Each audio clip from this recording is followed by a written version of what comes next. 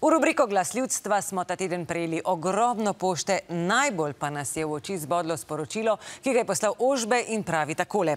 Danes zjutraj sem v Ljubljani videl Luko Mesca, ki je tekel. Oblečene je imel bele kratke hlače in zato me zanima, kaj so potrebna oblačila pri teku. Ker mi o tekaških oblačilih vemo toliko kot Ministrstvo za okolje o varčevanju, smo odgovor raje prepustili kar samemu lastniku belih hlač. Ožbe odgovarja Luka M. Živijo, Ožbej! Se te spomnim, ko sem tekel mimo tebe. Sorry, ker ti nisem pozdravil, ker sem imel tak hud tempo, pa nisem hotel, da mi pade. Upam, da razumeš. Jaz se drugače celo življenje ukvarjam s športom. Včasih sem boksal.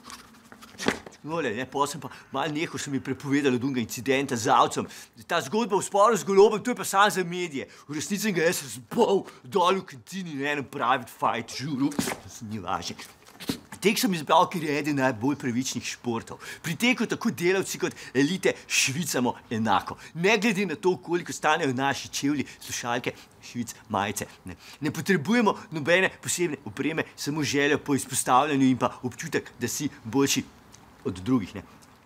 Je pa tek, bom rekel, pravi šport tudi za človeka, kot sem jaz.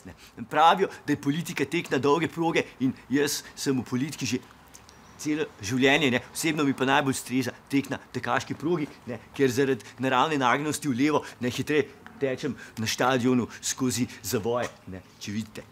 Tako da, Ožbe, kogar sem že rekel, oprema ni zares pomembna. Lahko pa, bom rekel, z njo pošlješ pomembno sporočilo. Jaz recimo nosim belo barvo hlačk, ker, bom rekel, je to znak moje nedolžnosti. Sicer pa ni pomembna oprema, pomembno je srce in da izvlečemo te plače, ta mandat do konca, ker tako, kot na maratonu, kdor ne preteče v cilj, ne dobi ne majčke, ne medalje in jaz hočem medaljo. Gremo, gremo.